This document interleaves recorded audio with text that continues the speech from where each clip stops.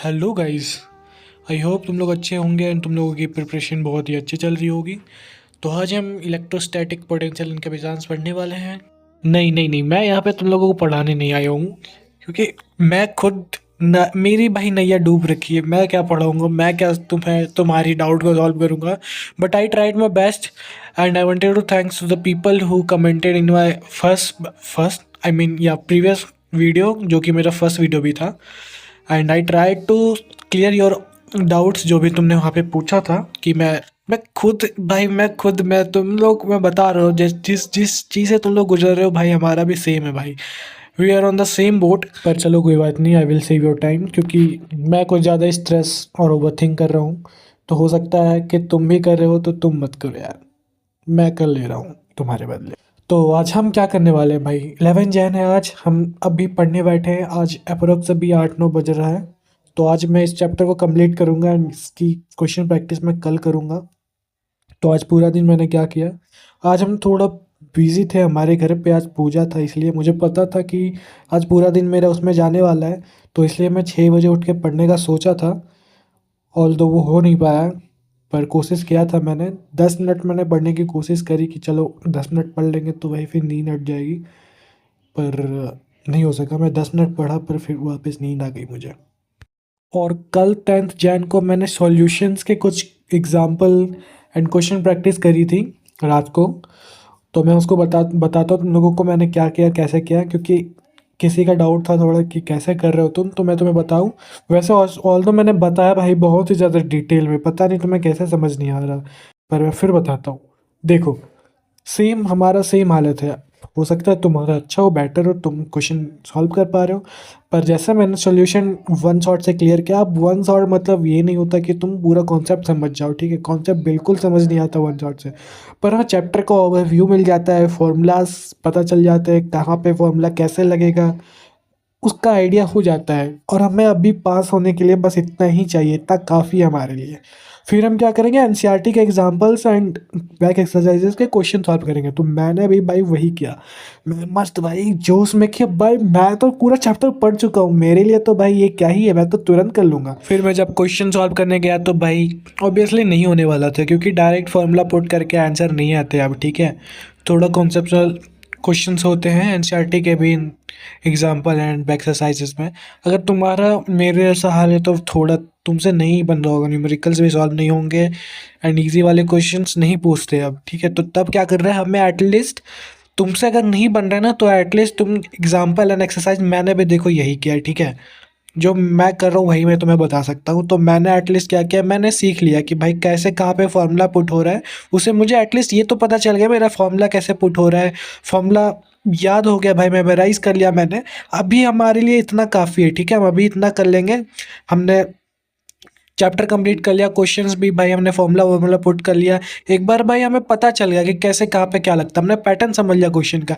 उसके बाद अभी जब 10-15 दिन में हम अपने पूरे चैप्टर्स को कंप्लीट कर लेंगे, फिजिक्स एंड केमिस्ट्री के जो भी हैं भाई इंपॉर्टेंट चैप्टर्स, उसके बाद तो हमें क्वेश्चन प्रैक्टिस ही करना है ना भाई। उसके बाद हम क्वेश्चन प्रैक्टिस करेंगे, तब अगर न्यूमेरिकल सॉल्व नहीं होगा तब हम जाके भाई हमारा स्ट्रेस होगा हमारे दिमाग पे कि क्यों नहीं हो रहा भाई, अब तो हमें करना ही पड़ेगा। बट फिलहाल जब ये समेट ले, हम जो बिखरा हुआ है भाई ये सिलेबस, वो हम समेट लेंगे तो एक जगह हम फोकस्ड हो पाएंगे जब प्रैक्टिस करेंगे तब लास्ट के कुछ दिनों में। और जब बीच की गैप डेज हमें मिलेंगे, अभी भाई हमारे पास गैप डेज भी होंगे, तब हम और प्रैक्टिस कर पाएंगे। तब हमारे पास बिखरा हुआ नहीं रहेगा कि हम सिलेबस कंप्लीट करने का हमारे पे प्रेशर नहीं बना हुआ रहेगा। तो इसलिए मैं बोल रहा हूँ, अभी तुम्हारे अगर तुम्हारा न्यूमेरिकल सॉल्व नहीं हो रहा, क्वेश्चन सॉल्व नहीं हो रहा, कोई बात नहीं, हम अभी ट्राई करेंगे, सॉल्यूशंस देखेंगे, सॉल्यूशन देख के कोशिश करेंगे भाई, ठीक है। हमारे लिए उतना ही सही है, हम कम से कम वहाँ पे फॉर्मूला पुट करके वो तो कर ले रहे हैं ना, वो काफ़ी है हमारे लिए। फिर मैं तुम्हें बताता हूँ, अगर नहीं हो रहा प्रैक्टिस कर रहे हो, तुम्हें अगर सही में प्रैक्टिस करके ही करना है तो वो भी मैं तुम्हें बताता हूँ, ठीक है। देखो क्या करना है, क्वेश्चंस की ना पैटर्न को आइडेंटिफाई कर रहा हूँ, उसमें कौन सा कॉन्सेप्ट हो रहा है यूज़, वो पता कर लो एक बार, ठीक है। कॉन्सेप्ट पता चल गया, उसके बाद उस कॉन्सेप्ट की छोटी सी वीडियो देख लो 10-15 मिनट की यूट्यूब पे, कॉन्सेप्ट को समझ लो। उसके बाद तुम जाओ चैट जीपीटी पे, उस कॉन्सेप्ट की इजी टू मॉडरेट क्वेश्चंस करो, ठीक है। कुछ इजी वाले कर लो 4-5, फिर थोड़ा से बढ़ाओ लेवल मॉडरेट के कर लो, फिर थोड़े टफ। ये हो गया भाई, बस दैट्स इट भाई, रहने दो अभी। हमारे लिए इतना ही काफ़ी है, ठीक है? हम आगे देखेंगे, अभी तुम्हें टॉप थोड़ी ही करना है भाई, मार्क्स के लिए तुम ना लड़ रहे हो भाई, तुम्हें बस थोड़े से मार्क्स चाहिए, पासिंग मार्क्स, दैट्स इट भाई। पहले तो तुम ट्राई करो जितना ज़्यादा तुमसे बन पाए, ठीक है? एग्जाम्पल एंड बैक एक्सरसाइजेस को कोशिश करो, ठीक है? जैसे बन सके उसको कोशिश करो। सॉल्यूशंस को देख लो एक बार, समझो, फिर बनाने की कोशिश करो, पर ट्राई करो, ठीक है? हमारे पास दिन के 4 घंटे बस पढ़ने हैं, तो 2 घंटे कम से कम क्वेश्चन प्रैक्टिस में लगाओ, क्या जाता है यार? आए आंसर या ना आए, सॉल्यूशन देख के बना रहे, कम से कम बना तो रहे। और भाई बात रही कि तुम अपने कॉन्फिडेंस खो चुके हो, तुम्हें लग रहा है कि मैं फेल कर जाऊंगा, तो भाई ये फिर बहुत फुद्दू वाली बात है, ठीक है? देखो तुम इतना करोगे ना, बस पता है ये सीबीएसई स्टेप मार्किंग में करता है, तुम्हें स्टेप मार्क्स भी मिलते हैं, तो बस भाई पेपर ब्लैंक नहीं छोड़ना हमें, पास कर जाएंगे अपन यार, बहुत ईजी है भाई। हाँ मैं थोड़ा बोल, हाँ मैं बोल तो रहा हूँ अभी बहुत अच्छे, पर फिर मैं 1 बजे रात को ओवर थिंक करूंगा इसको लेके कि मैं तो फेल हो जाऊंगा, पर ठीक है पास हो सकता है। तो आई होप सो तुम्हें समझ आ गया होगा कि क्वेश्चंस कैसे प्रैक्टिस करने हैं भाई, ये सारे सब्जेक्ट पे एप्लीकेबल है भाई, तुम कर लो यार, बस कर लो, प्लीज़ कर लो प्लीज़। आई नो भाई कि फटी पड़ी है मेरी, तो मुझे रोना आ रहा है भाई कि क्या चल रहा है ये, पर ठीक है। उसके बाद प्रैक्टिकल्स के अलग भाई फिर नखड़े भाई, ये स्कूल वाले भी ना गजब करते हैं भाई, मेरे स्कूल वाले तो भाई डेट्स एक्सटेंड कर रहे हैं भाई। अब जैसे मेरे स्कूल वालों ने बोला था कि भाई 12th जैन को तुम्हारा मैथ्स एंड इंग्लिश के प्रैक्टिकल्स लेंगे, ठीक है? और ये मैथ्स एंड इंग्लिश के मेरे ख्याल से सारे स्कूल में ये स्कूल वालों के हाथ में होता है, तो इसमें तुम्हें टेंशन लेने वाली की बात नहीं है, ठीक है? ये मैं स्क्रीनशॉट यहाँ पे देखो लगा रहा हूँ, ये देखो तुम, ये स्कूल वालों के हाथ में होता है, ये तुम्हें मार्क्स दे ही देंगे। मुझे इंग्लिश के लिए सिर्फ फ़ोटो खींचने के लिए बुलाया गया था, मैथ्स में मुझे एक लैब मैनुअल दिया गया था, उसको बस दिखाना था ले जाके। अब पता नहीं है ऑल्दो कि क्या होगा, मैथ्स में कुछ क्वेश्चंस पूछेंगे कि क्या नहीं, कि मैथ्स में पूछेंगे कि नहीं क्वेश्चंस, ये मुझे नहीं पता है। वो मुझे 12th जैन को होने वाला था मेरा, ठीक है? 12th जैन को, तो 12th जैन को हमारा बोला गया था कि होगा, तुम आ जाना स्कूल, एंड 11th जैन को लिस्ट भेजेंगे कि किस किस स्टूडेंट को आना है, ठीक है? तो लिस्ट भेजा गया भाई, आई वॉज ईगरली वेटिंग कि भाई लिस्ट आएगा शाम को, मैं बैठा हुआ था लिटरली, आधे घंटे से वेट कर रहा था भाई, क्योंकि भाई समझ रहे हो तुम, अजीब सा लगता है यार, मैं कैसे इसको ये एलोबरेट करूँ यार, लगता है भाई अजीब, स्ट्रेसफुल हो भाई ये चीज़। एक एक काम करना, तुम ख़त्म कर दो भाई एक ही बार में सब कुछ करके, वो थोड़ा होता है, बट ये धीरे धीरे जो होता है ना, स्लोली एंड पिक पे जब जाता है, तो ये ज़्यादा स्ट्रेसफुल होता है यार। आई होप तुम समझ रहोगे। तो I was eagerly waiting, and then भाई पता चलता है कि उस लिस्ट में मेरा नेम नहीं है, मेरे को भाई 13th जैन को जाना पड़ेगा स्कूल, तो एक और दिन एक्सटेंड हो गया, और अभी सिर्फ मैथ्स एंड इंग्लिश का होगा भाई उस दिन 13th जैन को। और मैं तुम्हें बताऊंगा आने आने वाले वीडियो में कि 13th जैन को जब मैं प्रैक्टिकल वगैरह जब मेरा हुआ, तो अपना एक्सपीरियंस शेयर करूंगा तुम्हें मैं। पर अभी मेरा फिजिक्स केमिस्ट्री का प्रैक्टिकल बचा हुआ ही है भाई, उसमें कैसे क्या होगा मुझे खुद नहीं पता है, पर मैं ओवरऑल तुम्हें एक बताता हूँ, ये देखो यहाँ पे तुम्हें मार्क्स वार्क्स दिख ही रहा है, तो मैं यहाँ पे टिप देता हूँ।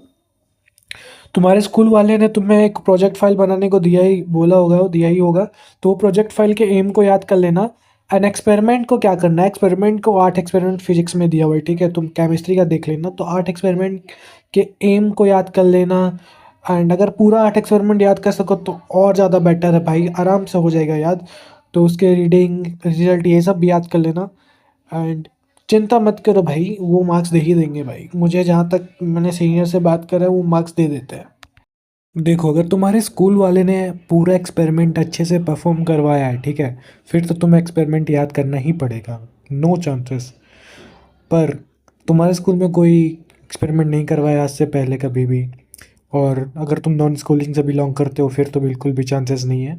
तो भाई 100% तुम्हें स्कूल एक्सटर्नल जो टीचर्स आते हैं सीबीएसई वाले, उनसे पहले ही बुलाया गया जाएगा, और तुम्हें चेप दिया जाएगा, मतलब उन दिखवा देंगे तुम्हें वो आंसर शीट जो होता है ना, वो सीबीएसई वाला, तुम्हें पता हो एक्सपेरिमेंट सीट, मतलब जो भी एक्सपेरिमेंट हुआ आंसर शीट पे, जैसे एग्जाम में आंसर शीट मिलता है उस पर हमें लिखना होता है एक्सपेरिमेंट्स, तो वो स्कूल वालों के पास पहले आ जाता है, तो वो तुम्हें लिखवा देंगे अगर तुम्हारे स्कूल में कोई एक्सपेरिमेंट नहीं करवाया गया है।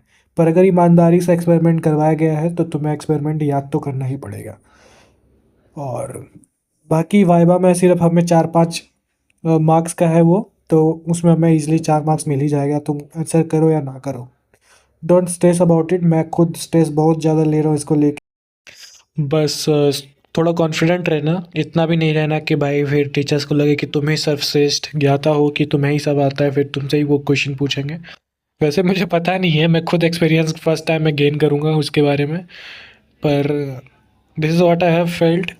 जो ज़्यादा उड़ता है फिर उसकी ही एक पंख काटी जाती है, तो ज़्यादा वो मत करना, ठीक ठाक रहना।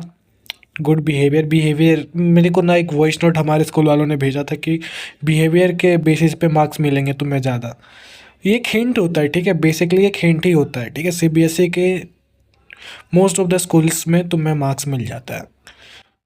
हमें ये पता है अंदर से, लेकिन फिर भी हम फोमो में रहते हैं कि नहीं मिलेगा नहीं मिलेगा, पॉसिबिलिटीज़ क्रिएट करते हैं, ये वो। मिल जाएगा भाई, फेथ रखो खुद पे, भगवान पे, जिसको भी तुम मानते हो उस पे। एंड ज़्यादा स्ट्रेस मत लो भाई, मैं बहुत ज़्यादा स्ट्रेस ले रहा हूँ, तुम भी ले रहे होगे, तो बंद करते हैं आज से, नहीं लेंगे स्ट्रेस। मिलता हूँ तुम लोगों से कल। बेस्ट ऑफ लक, पढ़ो अच्छे से।